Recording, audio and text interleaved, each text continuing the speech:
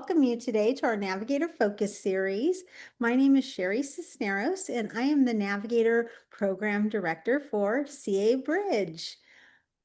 We are talking today about dispelling myths. And we're so happy to have you here because we have a very special guest.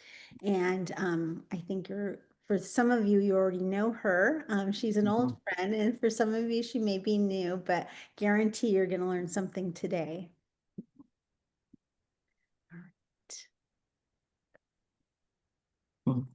CA Bridge is a program of the Public Health Institute's Bridge Center that receives support from the California Department of Healthcare Services. So we are, again, happy to be here. So we always start our trainings with the same. We just want to make sure you know who CA Bridge is and our goal. Our goal is 24/7 access to substance use navigation and addiction treatment in every California hospital. And we are well on our way to our goal, taking over the state, and you are part of that movement. And we're so happy that you're here today, because now we're going to take off not only the hospitals, but we want rapid MAT expansion all across California. So thanks for being here. So if you're new to CA Bridge, our model is really simple.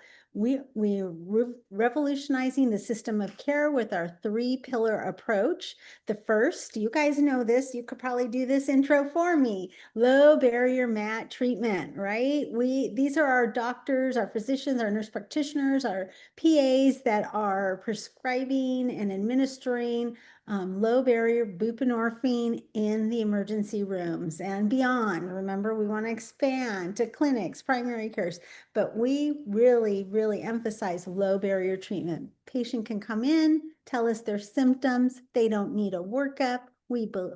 Not only do we believe them, we trust them to know their own bodies and what they need, and our wonderful physicians support and advocate for them.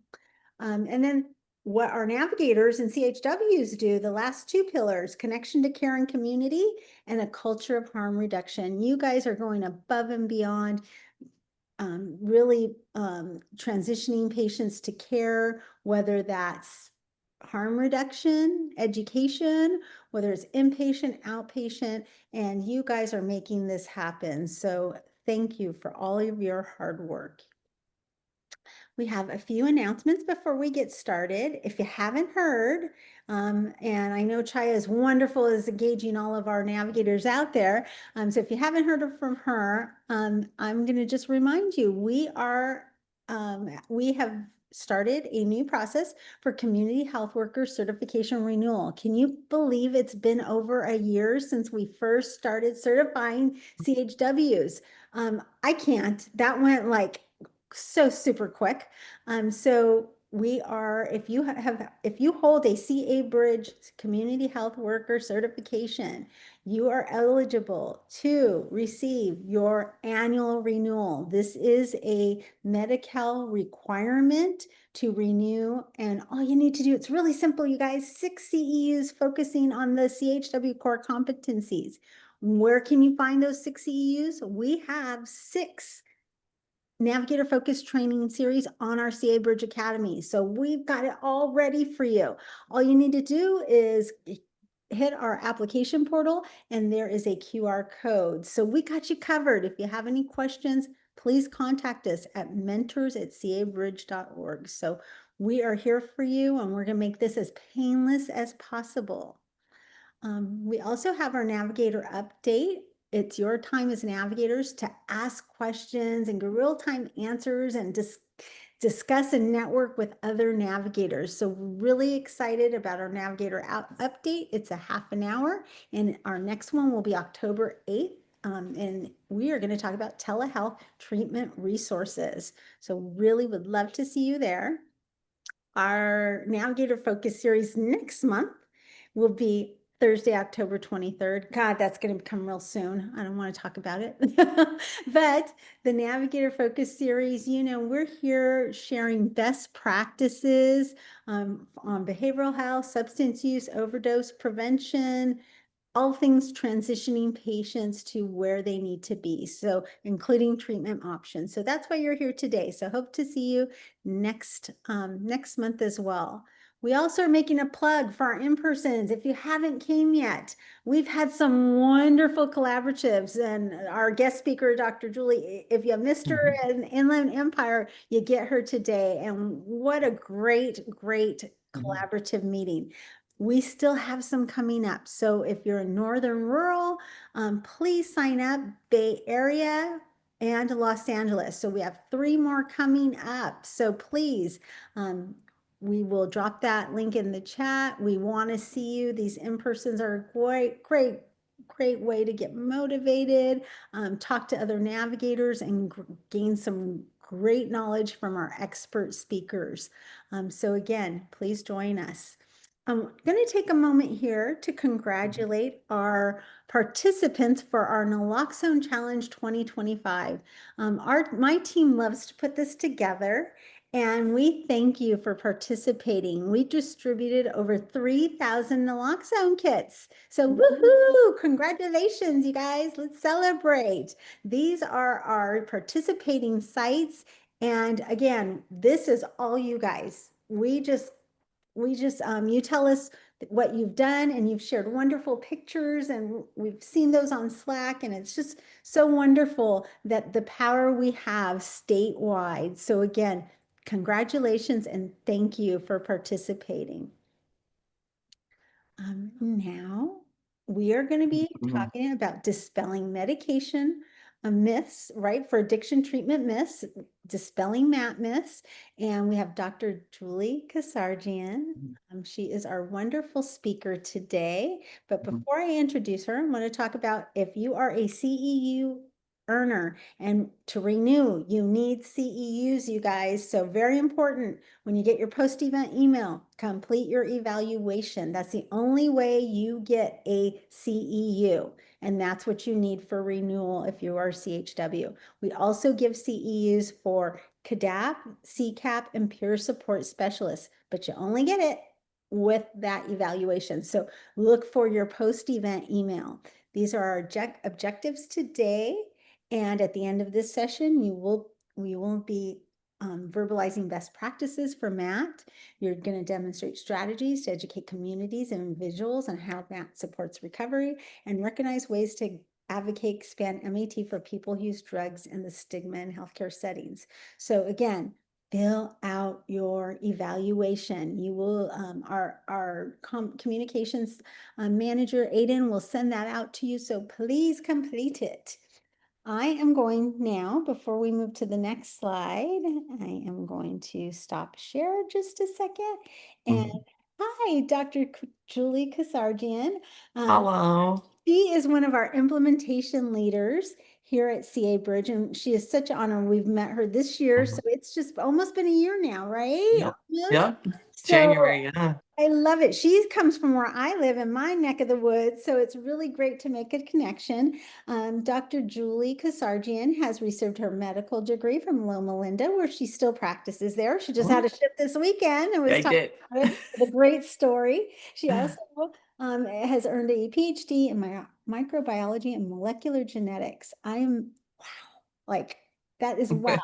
And she is a board certified emergency physician and addiction medicine specialist. She also works at a clinic, a low barrier clinic, and is just starting, right? So she's got lots of things going on. We're so excited to have her. And I'm going to hand it over to you because she's got a lot to say and we need to listen. So, Dr. Julie, I'm handing it over to you. Hello, everyone. Thanks for coming. This is exciting. Always great to talk to navigators. You guys are the best, and you really make such a difference. And I'm just so blessed to be able to talk to you today.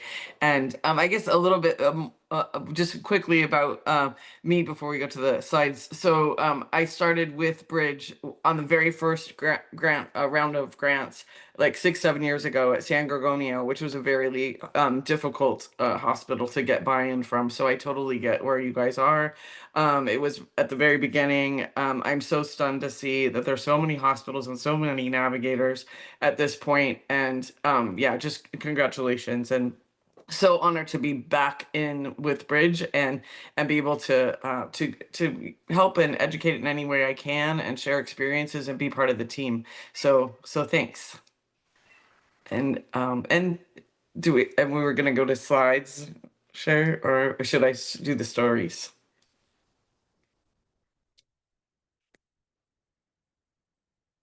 I don't see I know, anything. That's okay. I can buy time. So, oh, there we go. Awesome. did you, I just don't want to get too far ahead of myself. one more slide. I'm thinking Latoya. She's getting there. So anyways, Info. so I was gonna say just I guess so we're gonna talk about MAT medications. We're gonna talk about the myths that we still hear. I guess it's really amazing to me that still some people are that don't know. So I guess my big reminder to you guys is never feel like you're making something too simple, or even if you feel like you're condescending, I think you're not going to come off that way. To some of the docs and some of the PAs are still very hesitant. It's like they're still very worried, and they just don't have enough experience with MAT medications yet. So I think just kind of keep that in mind, and just kind of bring everybody onto the team as you can. I think you'll be surprised at when people become kind of a convert into the MAT medications.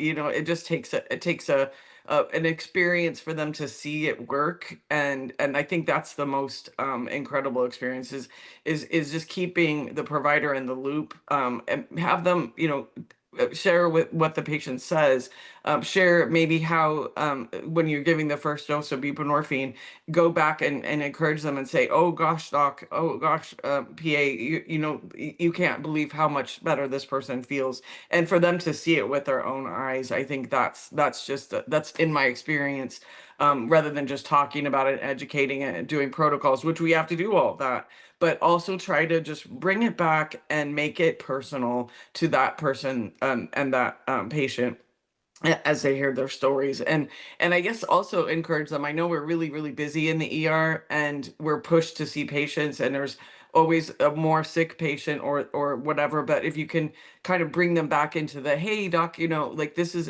a time that you can actually connect with your patient and hear their story, and it's just always so rewarding, to talk to people that are having troubles with addiction. So here's the benefits of MAT from SAMHSA. So SAMHSA's got a great wealth of knowledge, and resources for us. So obviously you guys know this already, but all the research, it's evidence-based. It says, MAT, not as opposed to just plain old abstinence, plain old 12-step, which is not bad. It all has to go together. But MAT itself, when you add that into behavioral health treatments that we do as well, it improves survival rates, it increases retention in treatment and recovery. That one is the most important, I think, especially for when we're talking about Suboxone or buprenorphine in whatever form we have. And we'll talk a bit more about that one, because it's kind of my favorite one, to highlight MAT medications and how they can help. Is the brain is still very very primitive and very letting the addiction talk. It's not really that person for several months, right? So if you can get that person's brain to kind of refocus and just feel normal again without using, and with using the MAT medications, including buprenorphine, then you get them more time to actually hear the words of the groups that they're in, the counseling that they're hearing, their sponsor, anybody that's on their team. They have more time really to just let that sink in and gain new neural pathways. So of not being having the cravings and wanting to use, because using especially opioids, they have to use to feel normal. So the buprenorphine, you could say, it makes them feel normal. It doesn't make them feel high. It makes them feel normal again. So that's how that retention plays in. And then decreases illicit opiate use and other activity with SUDs, because it decreases the cravings overall, hopefully. The ability to gain and maintain employment. So that's important, whether it be employment or volunteer work or just being present for their family. it gives them time to remember what their purpose is, or maybe find their purpose for the first time in their life. So that's just an incredible strength that Matt can give them. And then also we can't forget moms and babies. So birth outcomes among women that have SUDs and are pregnant. Oh my goodness. So that's really incredible to be able to offer Matt to these moms, and then help that baby, and then have the cycle stop there, right? And then also, we can't forget, and we're super big at proponents at treating any infections that can come along with using. So, contracting HIV, hepatitis C, any other STIs, the MAP medication decreases their risky behaviors, right? So, and by getting them, we have now a hold on them, and we can talk with them more about, the next conversation. Hey, let's test you for these things, and get your overall health to be improved. So we can do next slide. Great. So, so you all probably already know these, but we thought we'd just kind of go over them, just as a refresher. So, so what is MAP? So MAP are FDA approved medications, right?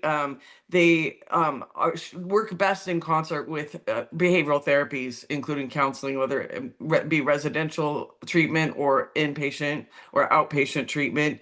They're all, you can say they're a FDA approved medication for a chronic treatable disease, right? I think that that phrase right there kind of grabs people's attention, and they're like, wait, what are you talking about? It's a disease? Well, yes, addiction, substance use disorder is a disease, and we have these medications. So now that we know these medications fairly well, and there may be new ones coming out, we need to decrease the stigma of using the medications, right? So I think that's the biggest part of why we're here talking about it, is people think, oh my gosh, like, why would you use a medication? Why can't they just stop and just be use strength? Well, yeah, they're using strength, but we also have medications. So it's, and I think that the biggest one example we use is diabetics, right? So somebody has high blood sugar, and are you going to say, hey, I'm not going to give you any metformin or any insulin until I see that you've changed your behaviors and you don't eat any sugar anymore, right? And definitely no carbs, and then we'll talk about medication. No, we would never do that, right? We know that, but that it works in concert with all the health changes and lifestyle changes, but we also have to treat the actual disease process. And so that is how to look at it. Same thing with asthma or COPD. Like, and I've seen it with COPD lately, is people are like, oh, they weren't taking their medications, or oh, they weren't doing this, so why would we treat them? Oh, they just keep coming back into the ER. Same thing, right? So we don't say, oh gosh, we're not going to give you this medication because I've offered it to you 2 times already and you refused it. We say, okay, this is another time that we can explain and educate and get on their team. Same thing, right? Like, quitting smoking, that's going to help with your COPD, but there's also these medications until you decide not to. Here's the medications you can use. We don't say you can't have the medications until you stop smoking, right? We're not gonna give you oxygen until you stop smoking, right? That's a whole other thing. But it's the same thing, where you have to kind of keep open-minded, and you all are the biggest cheerleaders for the providers in the ear, because they don't know. You have to remember, you guys know a lot more than they do, and you're also humble and great, but just remember that you can speak with confidence and give them the resources that we have, not telling them what to exactly do, but you can say, hey, this might be a case where we could offer XYZ. So the medication. So the probably the oldest and most well known is methadone. So methadone is a full agonist, right? So it's basically a long acting opioid. They have to go, to the methadone clinic, or OTP, to get these, because it's so very regulated. And they have to show, consistency, and go every day until they, build up their trust with the provider. And it's a very good option for some people.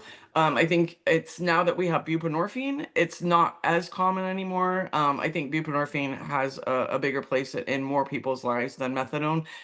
We also, with long acting injectables, we can certainly say that. because methadone is just so time intensive, and it's also kind of creating this habit where they have to go every day again. And it's I think in my kind of experience opinion, that it's kind of harder to separate the use out with recovery, but it is still a great option, and sometimes that is the only one that is going to work for some people, so don't count that one out. I think in the ER, we'll often see people that didn't make their appointment, or they it's the weekend and they didn't get in, or they changed living situations or moved, and they have troubles getting their methadone. So that's probably the biggest and the hardest thing that we face in the ER, and what to do with that. Buprenorphine. So buprenorphine is a partial agonist, partial opioid agonist. So it sits there, and how I like to explain it is it comes in, the buprenorphine part of it comes in and it binds to those receptors that use the fentanyl or the heroin or the Norco, whatever opioid they're using, used to sit on, and it goes on and it binds tighter than than any of these other drugs. So it binds there and it kind of protects. So it covers the receptors. Over long-term use, it's going to help down-regulate those receptors until they become normal again, and it also helps to prevent overdose, right? So I really think of it. Any buprenorphine that you get a person to take is going to be protective, as well as be able to give them some time to reset their neural pathways to think of recovery. And then there's buprenorphine, that comes with, there's Suboxone, right, which is Suboxone and buprenorphine and naloxone, which is an extra added layer of protection. And then there's Subutex. We'll kind of go into this later too, but there's, the abuse potential about, well, what if this person, I give a prescription and then they decide to use, and then they lose their prescription of buprenorphine, and now it's out on the street. Well, guess what happens? Somebody else gets protected if they're going to use that too, right? So we can't control everything that people are going to do after they get the prescription, but we can certainly encourage and keep a warm hand on them, which is what you guys are the best at. Naltrexone. So naltrexone is a really great option as well. Some people are just going to tell you, I'm never going to take Suboxone. I'm never going to take buprenorphine. No, no, no. I'm not going to do it. I'm not even going to consider it. And in that case, naltrexone is another good option. So naltrexone it reduces the cravings. It doesn't act in exactly the same way as buprenorphine on the opioid receptors, but it does overall decrease the cravings that people have. And it also it has, so the drugs or the alcohol will give them a little bit less of an effect. So less cravings, less effect over time. It really helps them. That one's also available oral or injectable form, which and then there's disulfiram. So that's for alcohol use disorder. It directly acts to inhibit a metabolic pathway. So it's in when you have alcohol in your system, then it has to metabolize through the liver. There's the alcohol dehydrogenase goes then to acetate. Acetate is the one that now it's not going to make you feel sick and horrible, but this disulfiram blocks the pathway between, and so the acetate does not get formed, and it just builds up this kind of more toxic metabolite, which makes them feel shaky, hot sweats, nausea. So it causes like a physically biologic bad experience when they drink alcohol, just because that metabolite builds up and doesn't let it go to the the less uh, side effect causing metabolite of acetate. So that's how that one works. It's also older medication. You probably won't see it too often, but sometimes it's a good option. A camprosate. So that's also for alcohol use disorder. It works also on a kind of partial agonist and partial antagonist, and it basically, it's looking at the GABA and the glutamate. So in alcohol use disorder, especially, the GABA, right, is the depressant effect. The glutamate is the kind of excitatory effect, and you can think of it like a teeter totter. If somebody has a chronic alcohol or a lot of alcohol use, then this balance gets thrown off, and so this acamprosate will go in, and it kind of it gets that balance back, back to normal, so they can also have some more time to think of recovery. That one is good in when maybe naltrexone for alcohol use disorder. It does have it's metabolized in the liver, so there's a kind of debate about when, and I think that's maybe will come up as a question, is when is it not safe to use naltrexone? When do they have too much liver damage to use naltrexone? In that case, maybe acamprosate is better. It's renally cleared. It might be appropriate in some cases, although it's again one of the older medications. So I think we can go next slide.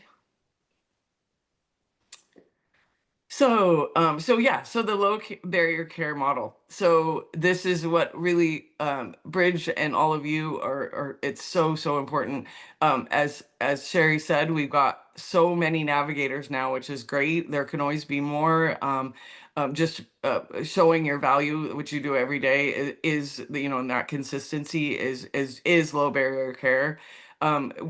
We're also, as trying to get places for people to follow up. So they get in the ER, and we have all these ERs that have MAT and offer it. And then now what do they do without coming back to the ER? We have to get them plugged in somewhere. So the low barrier care is we're aiming to just reduce the requirements so people are less scared, I guess, at why am I appropriate to be the one as a family medicine doctor to continue their MAT medication, right? So we just have to keep educating, and then just that by that it increases treatment. It meets individuals where they're at. So as you all know, some people are in different process of contemplating change or changing or not considering it, and the low barrier care, if it's there, then they can come to us when they need. And then a culturally sensitive care, tailored to the circumstances. So just if somebody is, say, unhoused, somebody is living rurally, they don't have a phone, whatever, that's the things that you all every day face to get them low barrier care, so we can connect with them again and get them treatment where they are. And then as well, it improves the engagement and outcomes. And I have to tell you, I'm full of stories. So, but anyways, the one of the things, just fresh on my mind, I just got back from the International Street Medicine Conference. This year it was held in Hilo, Hawaii, in the Big Island, which I'd never been to. It was beautiful.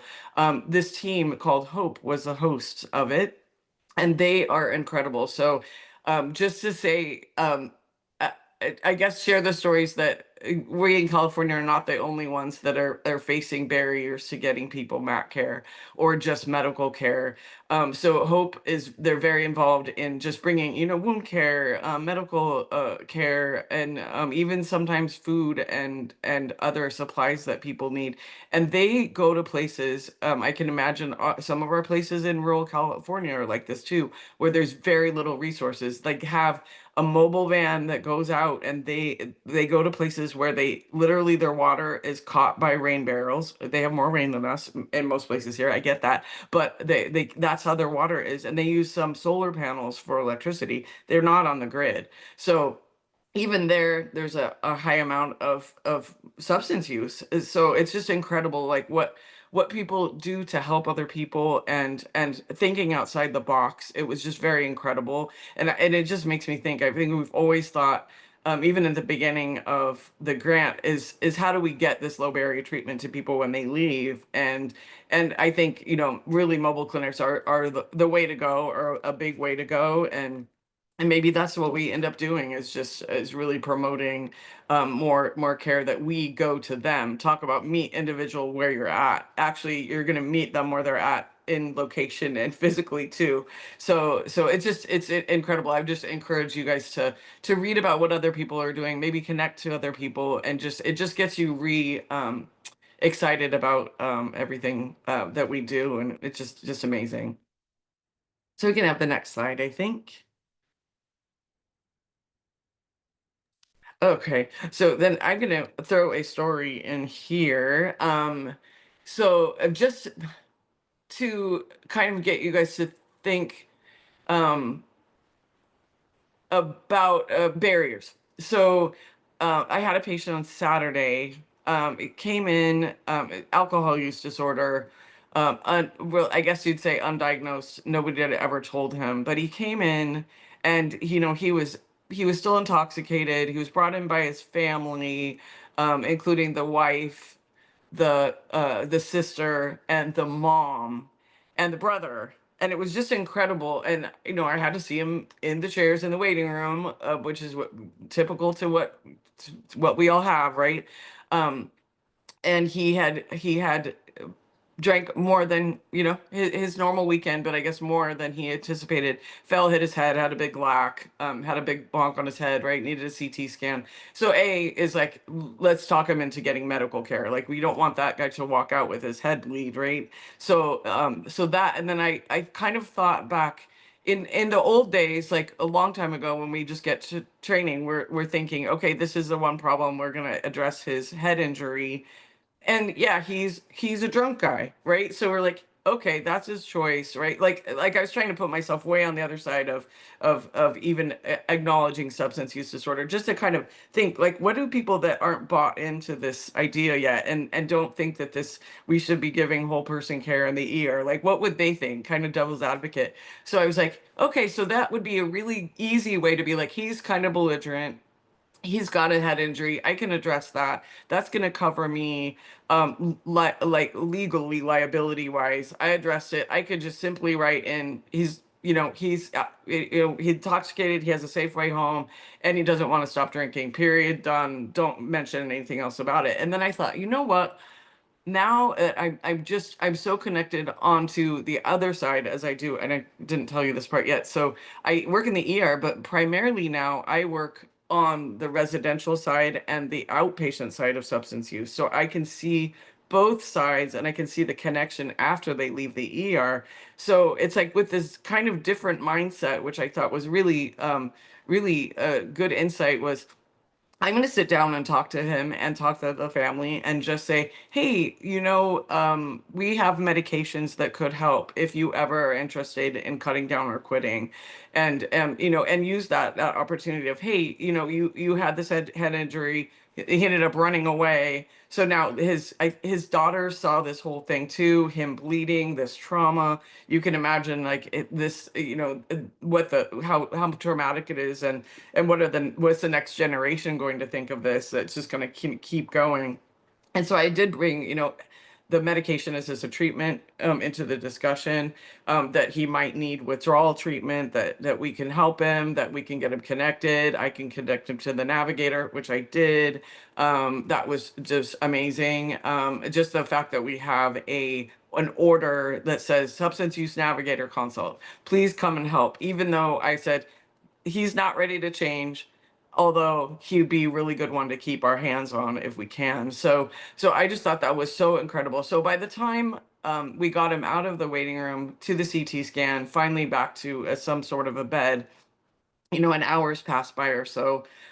He's a little more bright, a little more awake, and it was just incredible. I did not think that that would be the day that he would consider, hey, doc, I'd really like to talk to you more about that. And he said, hey, doc, I really want to talk to you more about that, and I'd be interested in considering what you can do to help me with medications and resources to help my alcohol use disorder. And so I ended up giving him benzos for withdrawal, because he had a really good family support, just for 3 days, getting him plugged into the substance use navigator. And it's just I guess you never can know when that person is going to change. And most of the time, it's not going to be like that. And it's not going to be immediate gratification for us. That's like, wow, I said something and they listened and they want to try. Is it probably not going to be that way? But just remember that sometimes it happens, and if it's not that day and we never see it again, maybe that seed that's planted,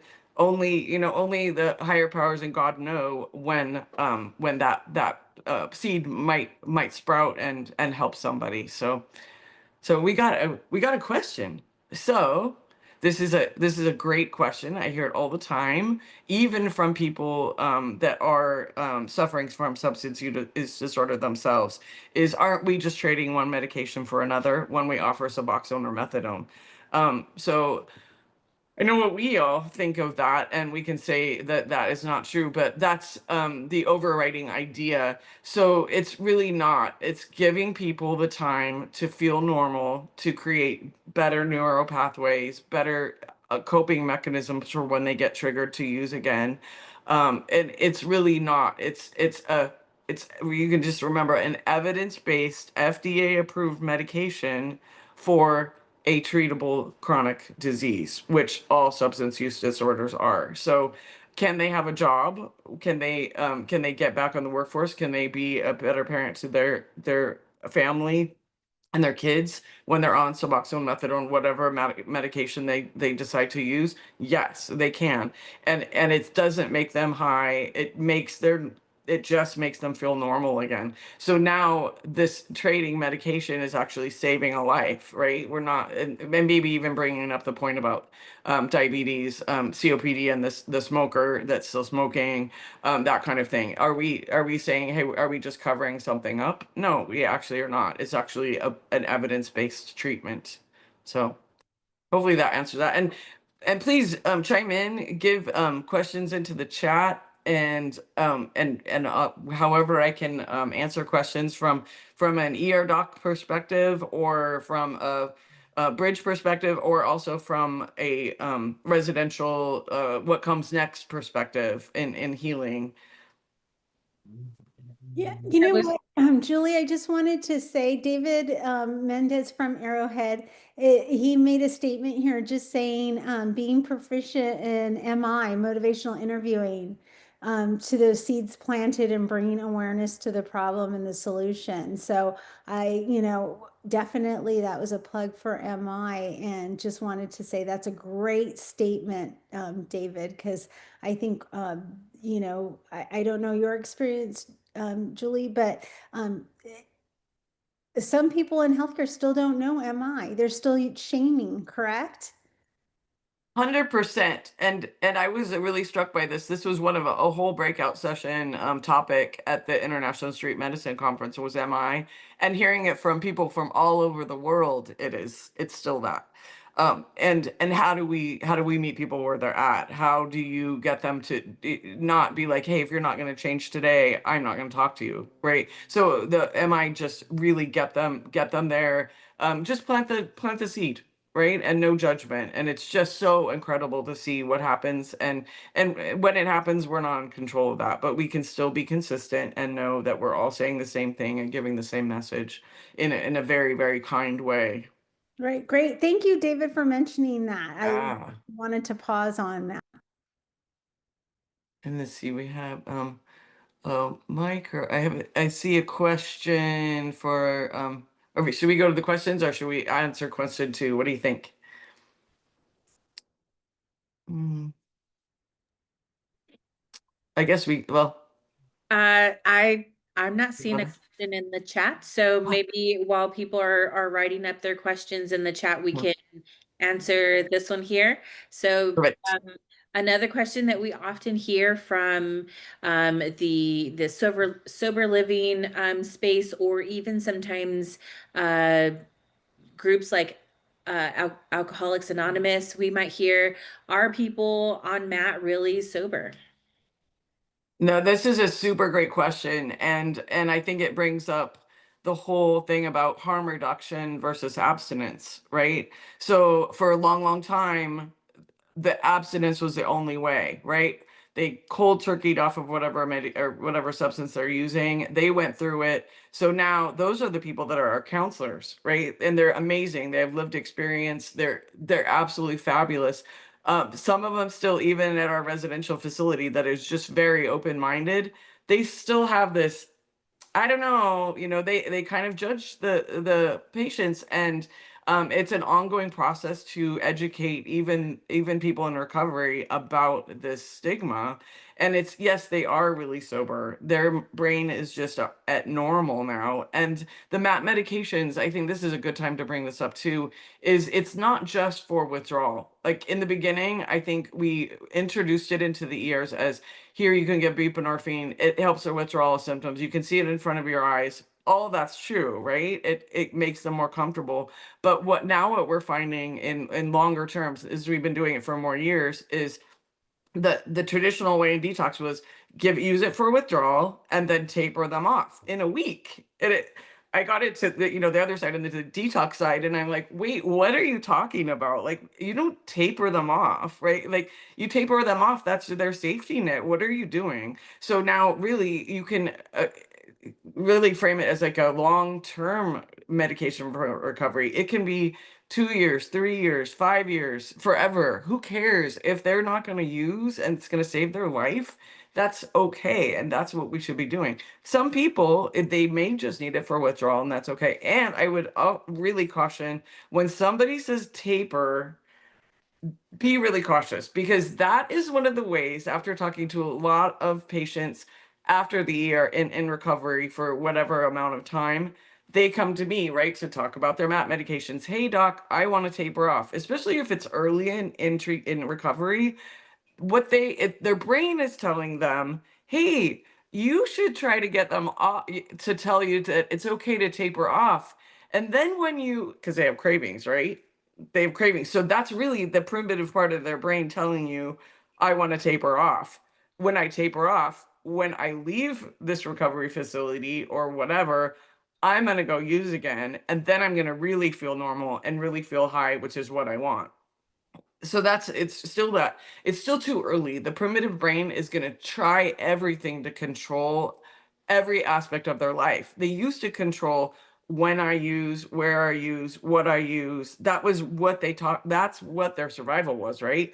Is you're just trying to feel normal, and they wake up, if they even sleep, right? They wake up and figure out, okay, what are these things? I'm controlling these things. What is the dose? What type of thing am I going to smoke it? There's all these decisions that used to go into their everyday life when they were in addiction, and now they still have that primitive brain is sitting there going, hey, you took everything away from me. Like, what am I doing? I'm just listening to these groups and these counseling. Like, the brain's going, like, I'm not buying any of this, right? But if they're on MAT, especially buprenorphine or naltrexone, it takes that, it kind of hushes that really bad voice that they have, that's their controlling old addictive voice, and lets the normal, their real person in the world and what their purpose is come out. So really just be wary of, I want to taper off, or I don't want to start in the first place, because they want to go use. And then also separating it into, it's not a judgment. It's not the person is a bad person. It's the disease is a bad disease, and it hit a really good person, right? And that's always the truth. I challenge you to think, even all the maybe terrible things that this person has done when this primitive brain has taken over, really they are a good person inside that just had bad circumstances and bad genetics that let them get addicted easier than some others do. So anyway, so yes, they're really sober, and yeah, that's my soapbox on that one. I really loved your Mhm. how you rephrased all of that. Sorry. And honestly, like that part of the conversation excited me so much. I wish this were like a 2-hour webinar. We should maybe do that, right? That was so great. Thank you. Great. We do have some questions in the chat, so I'm gonna switch over to a couple of those. Let's see. So I'm trying to get Right. the questions Oh, together. I see a taper question. Hopefully that one came up and that answered that. Good timing. Right. But yeah, so I guess I can answer. We're kind of on that topic. So tapering, yes, it is a good thing to taper buprenorphine because you can withdraw from that too, from the oral medication. So that brings into the long acting injectables, are amazing, right? Because if you can get them on long acting injectables, then there is no taper basically, right? Because the way that the half life of the medication, it will naturally taper off, and they should have little to no withdrawal symptoms.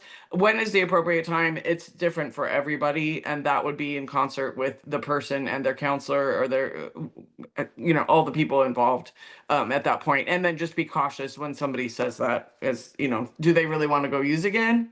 Are they trying to trick you? Or, and a lot of times they'll be like, oh, I didn't know that long acting injectables are an option. And then they're just tired of getting the prescription and taking it every day.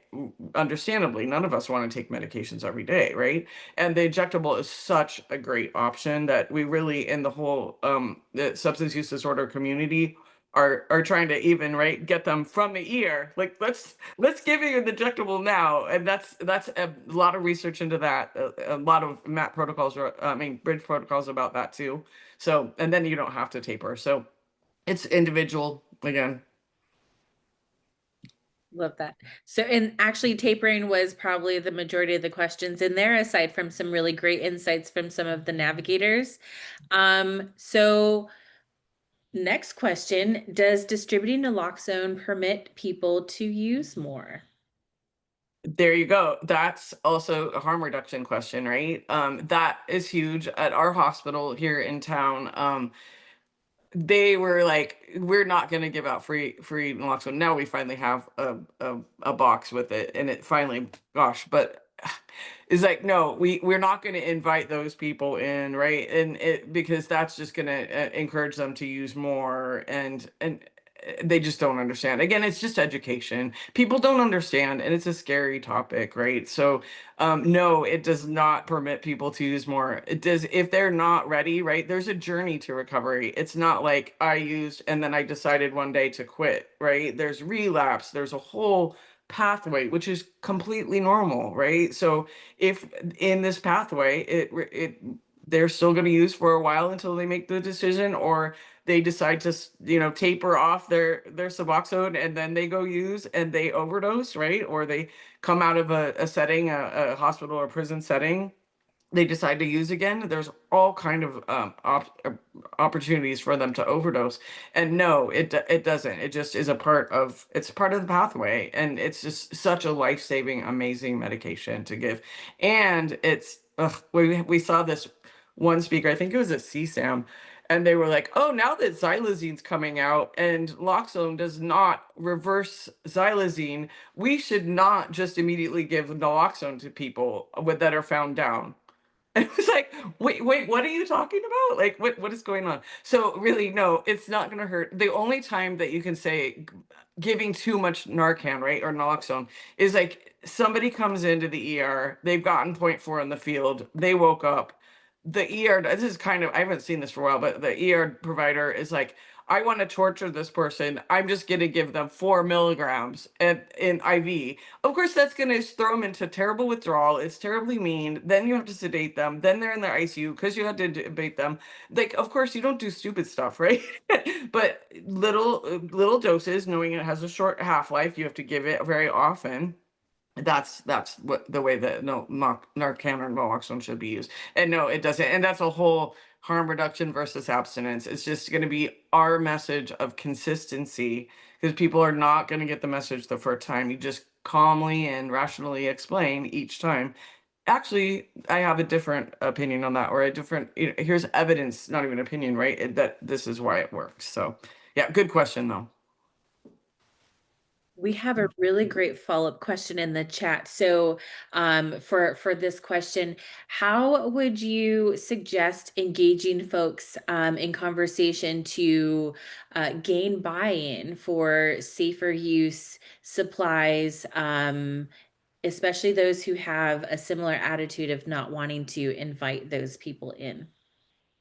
Yes, and I've been thinking about this a lot too. Also, I think it was at CSAM. We had amazing breakout session or extra session, I guess so it was in the evening, that literally showed all the ways that people can use all the supplies, all the things. And it does give you, and you can imagine people that are really thinking that yeah, that why would you give them needles? It's scary, right? It's kind of like I thought about, like, the more that we talk about it and the more that we expose them to the actual things, like, this is a needle, this is why it's going to be clean and they're not going to get hepatitis or HIV or whatever it is. And this is why we even simply, this was really got me, is shooter's abscesses, right? So we think, oh, clean needles are going to be the thing that fix them. Well, yes, that's also true, from if somebody's using needles, sharing among other users. Great, clean needles are good. But these people's, right, our patients that we love are out on the street, and they have, we all have bacteria on our skin. We all, when you put that alcohol wipe on there, you can, like, see actual dirt come off, right? So that there's the bacteria in your skin. Even if you have a clean needle and you inject through this bacteria, you can get an abscess. So really, we should be educating on clean your skin, right? So we give alcohol wipes out, or chlorhexidine, or whatever you're going to give out, and that's just amazing to me. And I think it's just, again, it gives people a actual physical, like, nauseous effect to say, oh my god, I'm give somebody a crack pipe that's cleaned for them to use, because they go, oh my god, like you're encouraging them to use. No, you're not. You don't have enough power to say, I'm no, like, this person is their own self, right? They are at the point that they're at, they're still using. The best we can do is give the message, give the tools, make it so they don't have to have a liver transplant later from their hepatitis C, right? I mean, you can use another graphic example back, I guess, is maybe, not in a mean way, but it's like, it's just education. And yeah, and harm reduction is, gosh, again, in Hawaii, a whole, like, the whole back of the one of the SUVs was just full of harm reduction supplies, and it was so amazing to see that. And just it, and I guess to make it normalized, right? This is normal. You can't just close your eyes that people are using on the street next to you. You need to, like, open your eyes and see, this is the reality. I know you don't like it. None of us like it. This is why we do what we do. But make it more normalized, and then and explain why is it good to give, alcohol wipes and chlorhexidine and needles and crack pipes, right?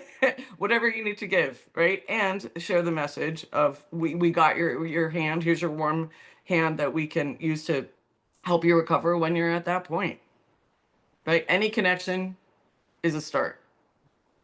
I love that. And so definitely recapping really quick, naloxone helps keep people safe and is not permitting more use. And when it comes to safe consumption supplies, that falls under prevention, right? From preventing abscesses and other adverse things from happening. So thank you so much, Dr. Julie.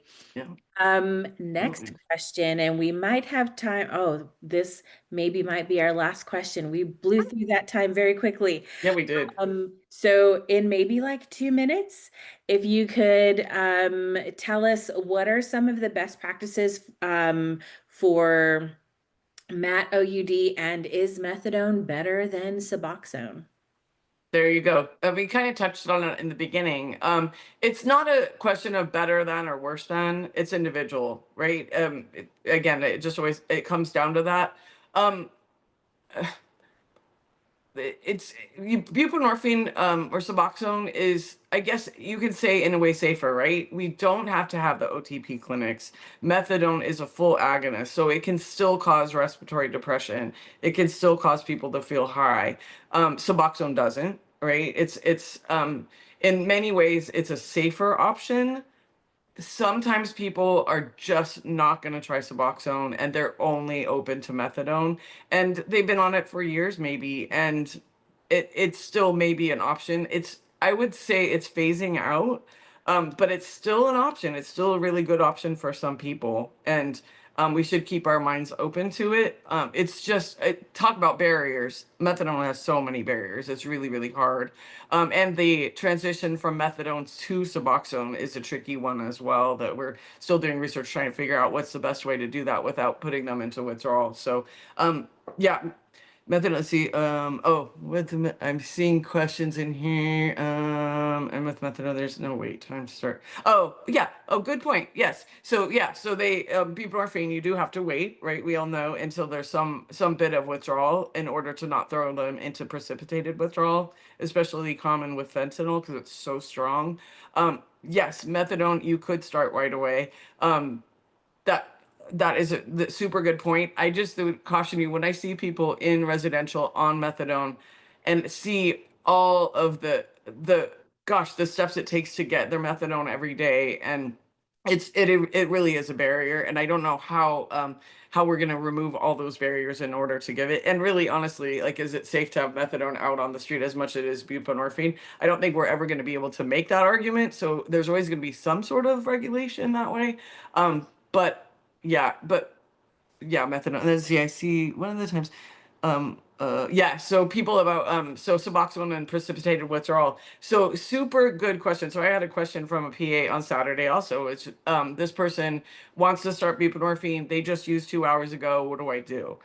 So we have protocols, right, for home start and education. It might take a little bit longer to educate them on that visit, and also, hey, call the Navigator. They can help you through it, right?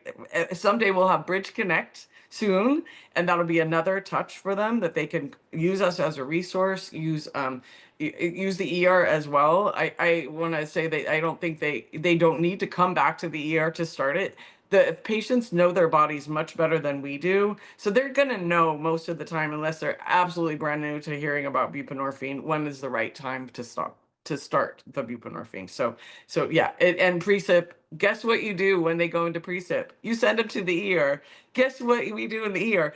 Give them more bup, right? And so don't be afraid of giving more. Just give more, give more. You could 24, 32. It is not uncommon anymore, especially as we treating fentanyl, not just heroin, right? Who would say that we'd ever say it's only heroin? Thank God, right? But it's a true thing. Oh, I love that reminder. Mhm. That was actually something I used to tell patients back in my Navigator days. Guess what? If precipitated withdrawal happened at a clinic, where would they send you? The ED. Where are you now? In the ED. We can totally treat it if that happens. Like, you're in good hands. So I love that. Thank you so much, Dr. Julie. Yeah. We're gonna skip past the rest of these questions because we are at time. I thank you so much to the audience for engaging with us. You guys are amazing. Lots of really great insights in the chat, as well as some great questions and additions to what Dr. Julie was saying. You'll receive this knowledge check in the post-event email, so go through that. And if you're not already subscribed to our newsletter and our Bridge Report specifically, please make sure that you subscribe. You'll have access to all of the latest research with CA Bridge, and there's some really fantastic stuff that's come out just this year and recently. So check out our Bridge Report. As always, we have a plethora of resources available for you on our website. Utilize this QR code to access the resource library very quickly, right at your fingertips with your cell phone.